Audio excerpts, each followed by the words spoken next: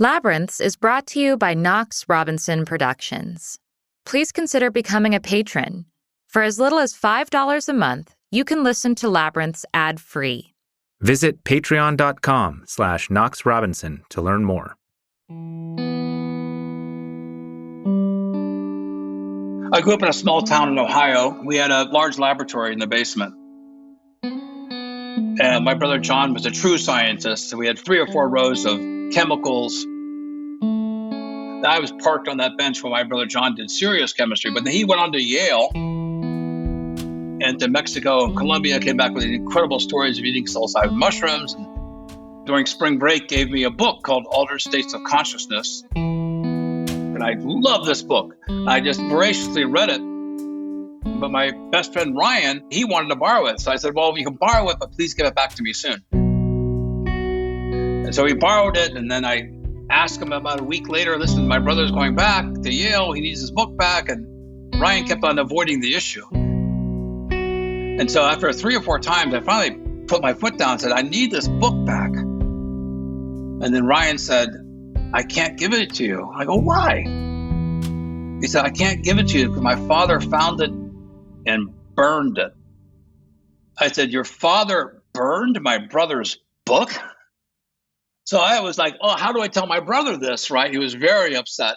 But I thought, wow, if altered states of consciousness disturbed Ryan's father so much that he felt compelled to burn it, then I think I'll study this subject more deeply.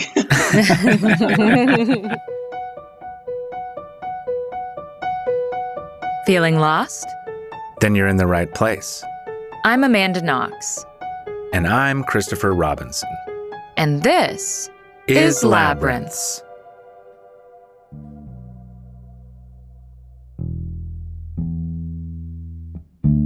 That young boy was Paul Stamets, and he didn't just grow up to study psilocybin mushrooms, but went on to become one of the most notable mycologists in the world. Through his company, Fungi Perfecti, he has researched everything from how mycelial networks can create water filtration systems to developing natural mycopesticides. He holds dozens of patents, and he is also the author of many books, including Psilocybin Mushrooms of the World, Mycelium Running, and Growing Gourmet and Medicinal Mushrooms, a book recommended to us when we developed an interest in learning to cultivate mushrooms at home. A lot of people are growing mushrooms right now. I think that's one of the interesting things about COVID is increase people's hobbies at home. And growing mushrooms takes you so deeply into biology of the earth and the interconnectedness of nature. I know of 2 kids who bought mushroom kits from me and now have their PhDs in mycology and are professors at universities. What does it feel like to have that kind of impact on people? Well, I'm honored because I've always been attracted to that which is forbidden, strange science, weird things. You know, children are naturally rebellious against their parents, right? They're being told all the time what to do, what not to do. And so when they get into something that's weird and eclectic, it's kind of liberating for them, right? Because they're empowered. But now there's this multi-generational bridge between grandparents and grandchildren. And it's not a new bridge in a sense. Many elders in their 80s have told me their favorite memories is hunting mushrooms with their grandparents in Czechoslovakia or France or Italy. And so that's one of their favorite memories in their life. And in fact, Leo DiCaprio is a friend of mine, but many people don't know that Ermelin, his mother is German. And Ermelin sent me a photograph of Leo when he was 10 years old collecting mushrooms in Germany. How idyllic. Yeah. So that actually influenced Leo in his inspiration to be an eco-warrior, advocating for the ecosystem. So, I mean, who would have thought? Instilling these ideas in children can have a lifelong benefit that reverberates throughout society. And that's what we need. We need thought leaders to step up to the plate. I mean, wasn't one of your first experiences out of prison going mushroom hunting? Actually, yes. I had an Italian professor at the university who, like, very, very shortly after I came home, he took me mushroom hunting. And I just remember how magical it felt to be walking on the forest floor in this peace and calmness after years of concrete. It's hard to describe even. It was surreal. I felt like I was almost bouncing on the moon. It was so great. That contrast is sometimes what we need in life. because when you don't have those contrasts, you can't see the forest for the trees sometimes. Yeah. There's a mushroom renaissance sweeping the entire world right now. And I think people are waking up that we are interconnected. The metaphor of mycelium is not just a metaphor, it's a reality. We are collectively one being, and understanding that I think all species have rights. I think as citizens of this planet, we have a duty to protect the rights of other citizens. And that's why biodiversity, to me, is biosecurity. Once we start losing biodiversity, we lose like rivets in an airplane. How many species will we lose before we have catastrophic failure?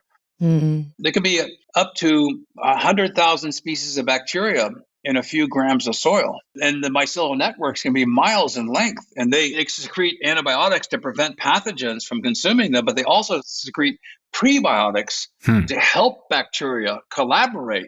And they form this community relationship of cooperation. And then those cooperative bacteria produce antibacterial compounds to prevent the non-nice players from entering into their relationship. So these are giant mantles, and they're examples of the crosstalk of the biology of nature that's so complex and so absolutely essential. We are here today because of the evolutionary successes of our predecessors.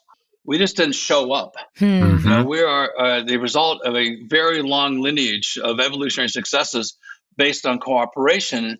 One of the great lessons that I learned through my experiences on psilocybin and thinking about evolution, I think Darwin got some things right, but he got some things wrong. And maybe it's not Darwin's necessarily, this is truly reflective of just taking one little tidbit, but it's not the survival of the fittest. It's the survival of generosity to the commons from those who have a surplus to be able to Hmm. share it.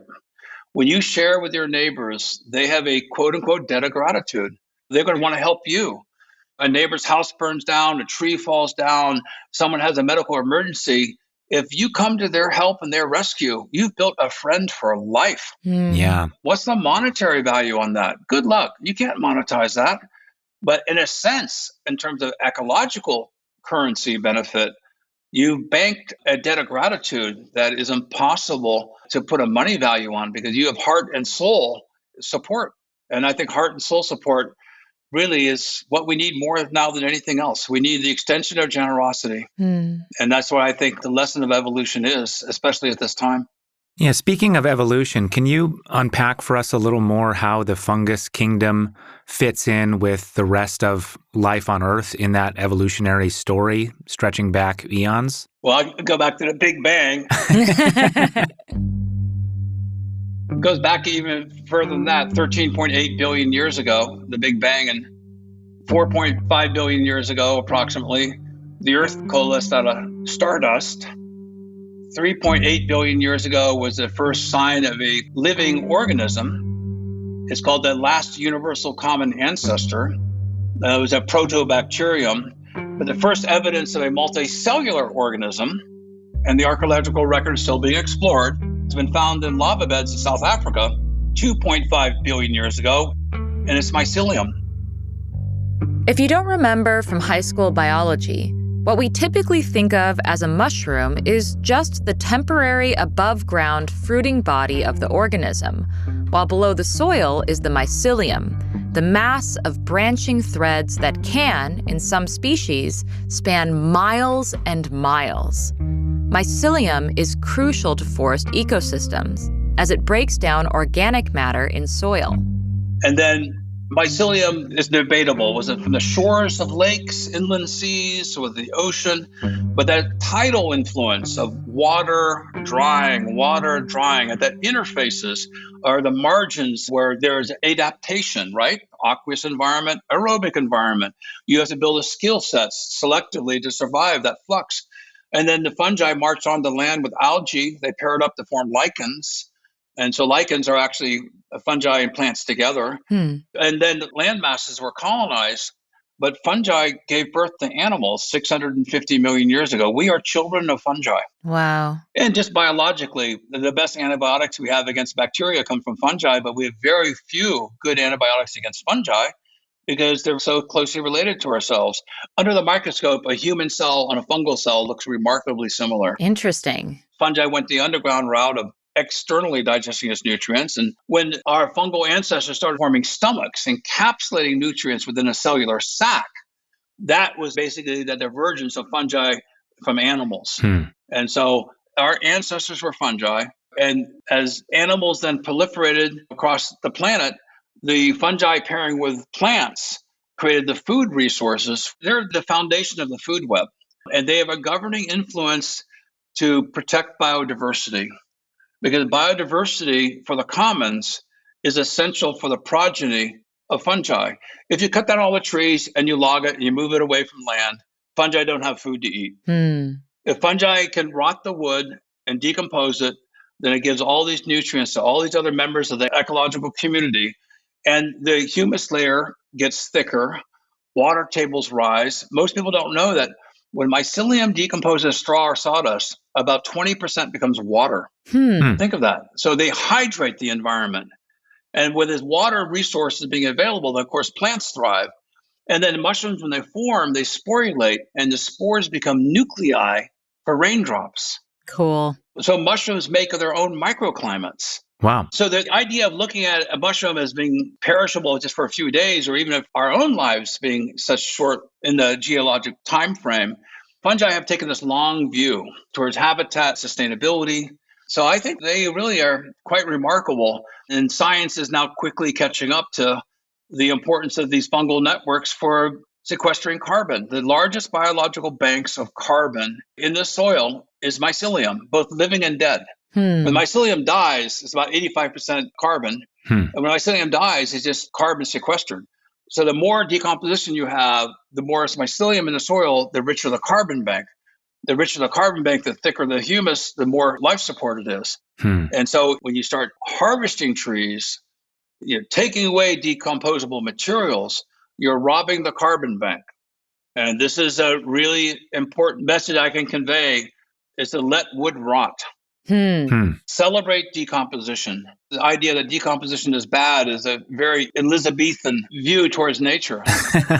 Of course, you get human interest in contrast to nature's intentions. So if you have a honey mushroom, which causes laminated root rot, it can knock down trees and it can be harmful to orchards. There are some parasitic fungi, but fungi have rights too. If you have a utilitarian interest in protecting a food crop, this is the dangerous dance that we get in with fungi, is looking at use of fungicides. And so there are really good strategies for sustainable agriculture using permaculture methods that builds up the host defense networks within the ecosystem that prevents these parasitic fungi from becoming dominant. Right. And oftentimes habitats, when they're diseased, will spread diseases. So keeping the habitat health together makes a really big difference in preventing zoonotic and botanical diseases. Diseases spread by animals, diseases spread by plants. Now, you came to this current understanding from a past, at one point, of being a logger. Is that right? I mean, that's a funny place to start to end up where you are now. Well, as a young man, I needed a job. And so a friend of mine up in Darrington, Washington, a logging town just below a huge volcano called Whitehorse Mountain, he said, "Why don't you come up?" And I went, and I was a long-haired hippie, and they wouldn't hire me. They said, "You have no chance of being hired." And I said, "Oh, yeah? We'll see." Because I knew the community, they were going out on these benders. These people were heavy drinkers. Some of them were heavy drug users. They live a hard life, really hard life. And I got my corks, my hard hat, my suspenders, I'm totally ready. And I would show up at the shop at 6:00 every morning before the crew buses went out. And I show up every single day for 21 days in a row. And I just betted that someone's not going to show up for work. And finally, this one guy was constantly late for work, drinking all night long. The crew said, "We're short again, and this guy's here every single day." So they put me on the most dangerous crew they had. It's called a Skyline. And they tried to break me. And I just kind of kept my mouth shut and laughed because I thought it was just great exercise, right? So the more they tried to break me, the stronger I became. And so I pulled green chain in a Summit Timber lumber mill. And then I ran cut off cedar logs I pulled from a pond, and I ran cut off in a shingle mill, used a massive bandsaw, about 8 feet in diameter. Crazy. But some of my best buddies then became loggers, because when you're in the brush with them, your lives depend upon each other. Hmm. So I'm 21 and they wanted me to be the hooker, which is the top dog on the crew. And the yarder operator was 45. I'd make more money than him. And I was getting paid danger pay. That's why I got Hmm. paid more. We'd come out on the crew bus and they'd always bring a case of beer for the ritual up there on Fridays. And we'd stop and collect chanterelles and mushrooms. And so I got really into mushrooms even before that. So I was self-taught. And after these 3 guys got killed, 3 of my crew guys got killed. Oh, wow. That Oh, was wow. really, really devastating. And then I sort of jumped ship. I said, I'm going back to college. So, but I have great respect for the School of Hard Knocks. And as I like to say, who do I want in my lifeboat? Hmm. Hmm. I'll take the School of Hard Knocks experienced person any day in the week compared to an academic. There are some academics that have gone through the School of Hard Knocks. I'm one of them. But I believe in the yin yang, and that blend of skill sets are really important. When Paul Stamets was a teenager, before his logging days, he had a transformative experience with psilocybin, one he recounted on Joe Rogan's podcast. I had a congenital stuttering habit. I could not speak without and then one day, before I'd ever had psilocybin mushrooms, I bought a bag of them and I went out for a walk in the woods in Ohio. And there was this beautiful oak tree that I used to climb the very top of the tallest hill. So I went for a walk and I ate the whole bag when I was walking. And then I started feeling the effects. And so it was great because I was climbing the tree and I was getting higher in the tree and higher in my brain. And I climbed to the top of the tree and this beautiful landscape, but it was these boiling black clouds on the horizon. I could hear the thunder and then I'm getting higher and higher and the winds pick up and the tree started moving and I started getting vertigo. And then the lightning started coming closer. It would hit and I go, the atmosphere became liquid waves of this multidimensional geometrical patterns everywhere. It was amazing. I said, this is what I read about. My heart opened up. I felt one with all. And then it dawned on me, wait a second, Stamets, you're on the tallest tree on the tallest hill for miles in the middle of a lightning storm. This is not the best place to be.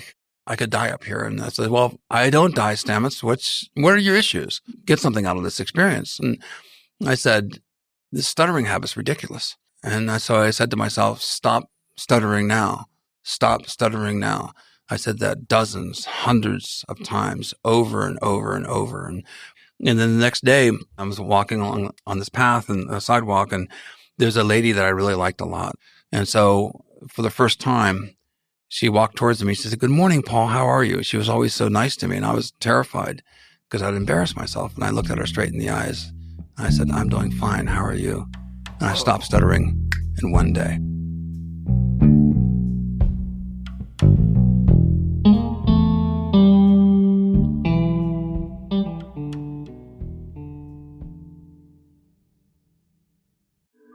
Hey, listeners. Thanks for tuning in.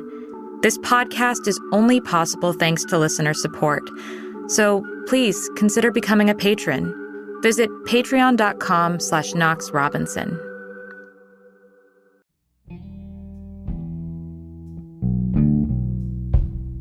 The power of that first psilocybin experience stayed with Stamets. And by the time he reached the University of Washington after his stint as a logger, it informed his budding career as a mycologist. I spent a lot of time at the University of Washington Science Library in the basement in the 1970s. I met Dr. Daniel Stuntz. I met some of the premier researchers in the world. So I got into that very deeply. I wrote my first book when I was 19 years of age, published when I was 21, Psilocybin Mushrooms and Their Allies. I have 7 books out now. I became very interested in psilocybin mushrooms. And then a professor, Dr. Michael Bugh at the Evergreen State College, took me under his wing. And then we cooperatively engaged in research. We got a Drug Enforcement Administration license. I went on to publish 4 new species in the genus Psilocybe. There's about 116 known psilocybin active species in the world and a genus that contains a little over 200. So these psilocybin mushrooms are widely dispersed in different ecosystems. And I became an expert on the taxonomy and identification of psilocybin mushrooms, wrote taxonomic keys and published papers. While Paul was starting that pioneering research, the counterculture revolution was happening simultaneously.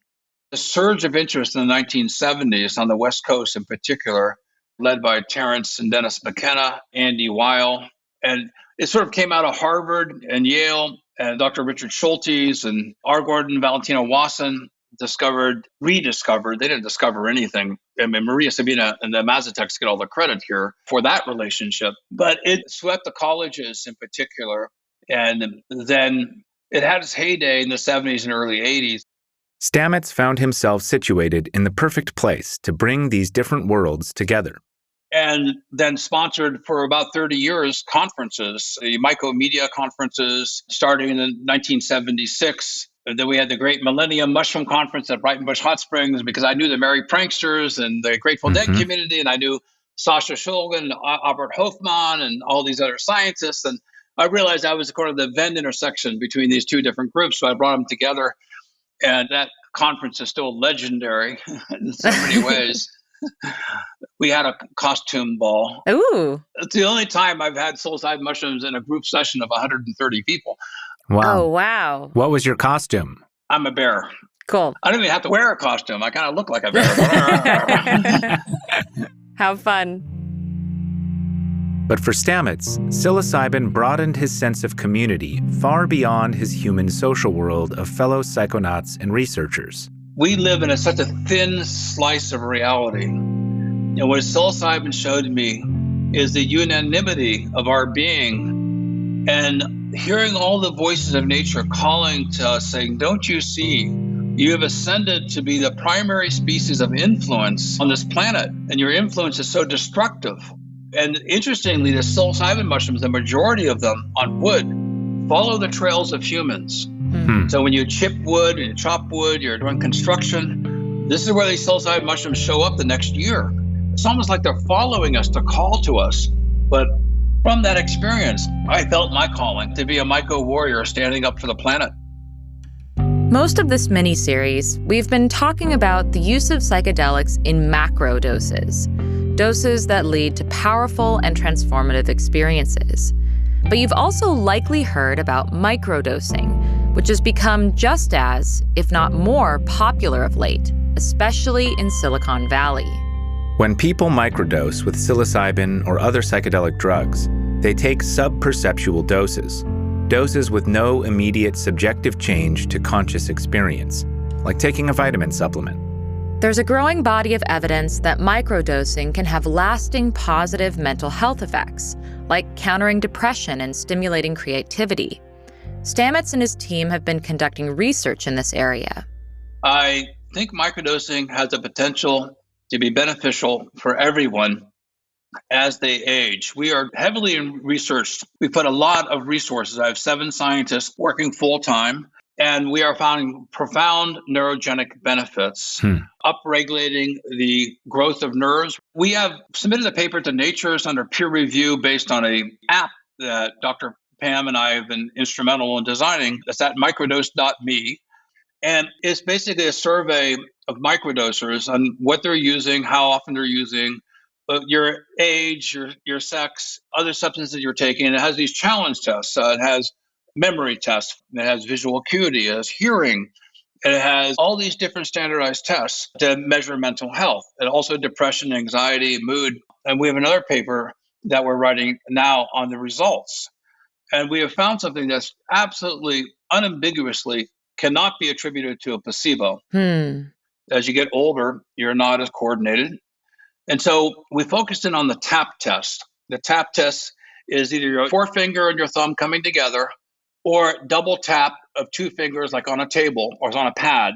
And it's a standardized test for Alzheimer's, Parkinson's, traumatic brain injury, and also for just neurodegeneration. When you're younger, you can tap really, really fast. When you're 80 years of age, you can't tap as fast. Interesting. So, I'm just testing it right now. We looked at the 55 age and plus group subset, and lo and behold, the people that were microdosing with psilocybin, statistically significant increase after 30 days in their frequency of doing the tap test. This cannot be related to a placebo. It's a neurophysiological consequence. And to see that and compared to the people that are not microdosing, who baselined or slightly declined, with microdosing with psilocybin, they increased. But when they stacked it with niacin and lion's mane, there was a massive increase in the frequency of the tap test. Interesting. That speaks to neurophysiological benefit and the fact that your neurophysiology is fundamentally improving because the nerve signal from your brain to your fingers has now been augmented. I think it's a breakthrough in medicine. Wow. Because your basic neurological health affects everything you do. Right.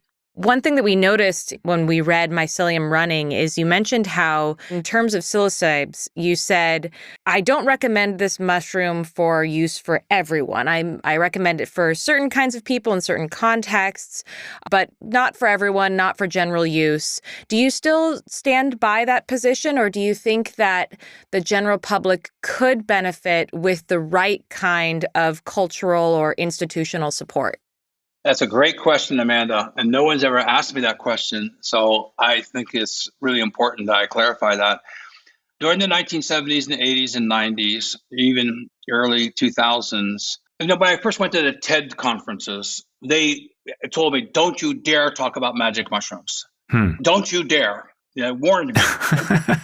It was taboo. Wow. It's a political hot potato, let me tell you, within the TED community. But out of the abundance of caution, I didn't want people to use my book to have bad experiences and then for these to be politicized and harm the movement.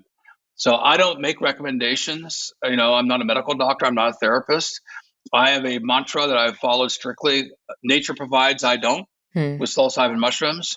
When I had my DEA license, I thought constantly that half the people approaching me were DEA agents. And now this last year, they want to be on main stage talking about psilocybin mushrooms. Yeah,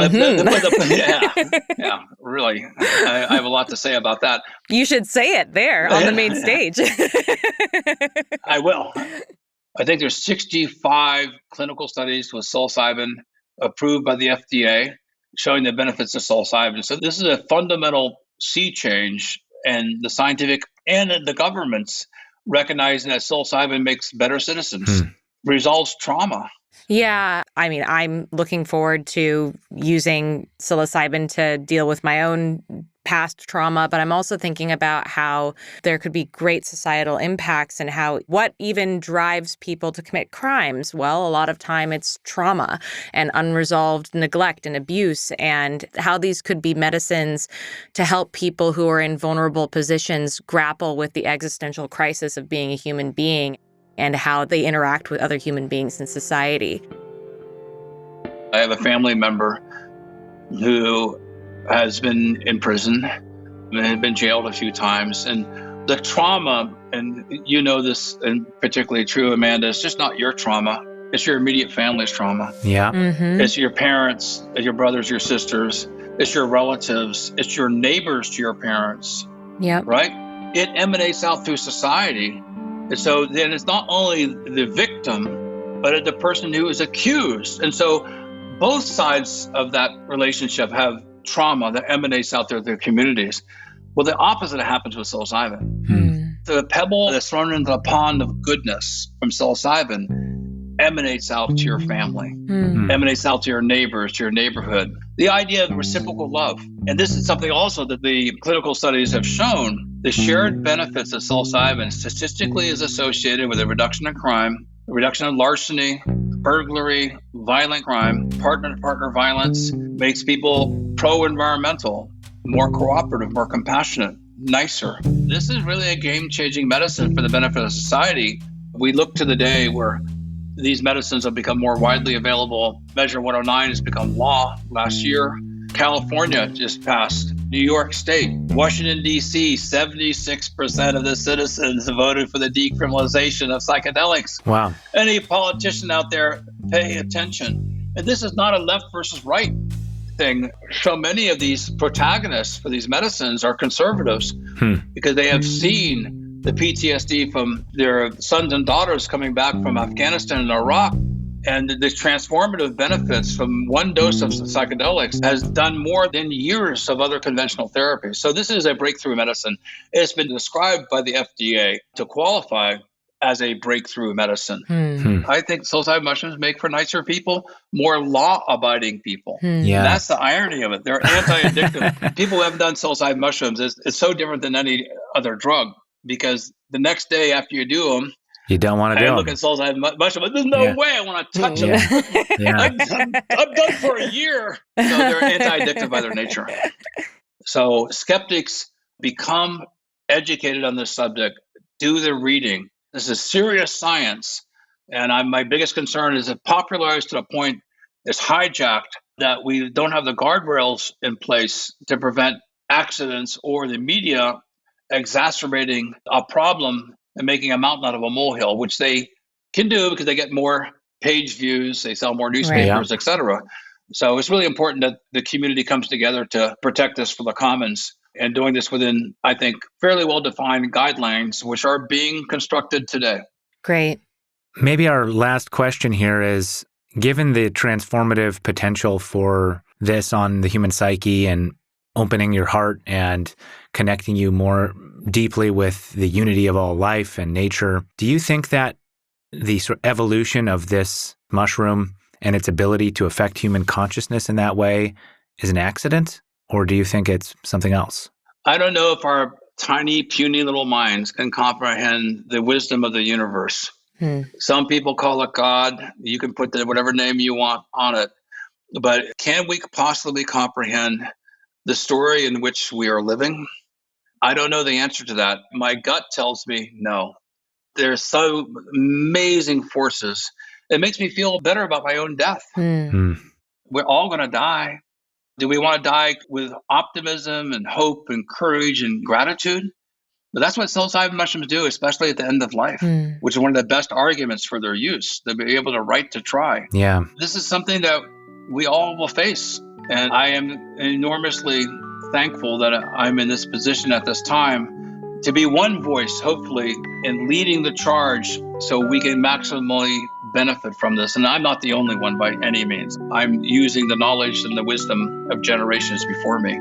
But I think we're at a paradigm shifting point in the evolution of our society that benefits people, the government, everyone. And that we so need it today. You can listen to experts like Paul Stamets. You can binge podcasts like this one. You can look at the data and read subjective accounts of the powerful transformations people have had from psilocybin. But all that can't really tell you what it's like to lose yourself in that strange landscape of mind.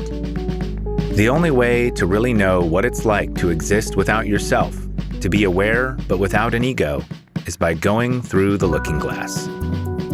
Next time, in the final installment of our miniseries, Chris takes 5 dried grams of psilocybin mushrooms. In the meantime, get lost with us.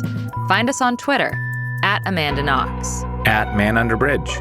And please, spread the spores of labyrinths. Post, tweet, tag, leave a review, help us colonize this media ecosystem so we can keep getting lost with you on into the future. This episode was written, edited, and sound designed by us, with theme music by Josh Budo Karp. In the Labyrinths podcast system, the listener is serenaded by 2 separate but equally important hosts, Amanda Knox, who brings authenticity and empathy, and Christopher Robinson, who brings intellectual curiosity. These are their stories.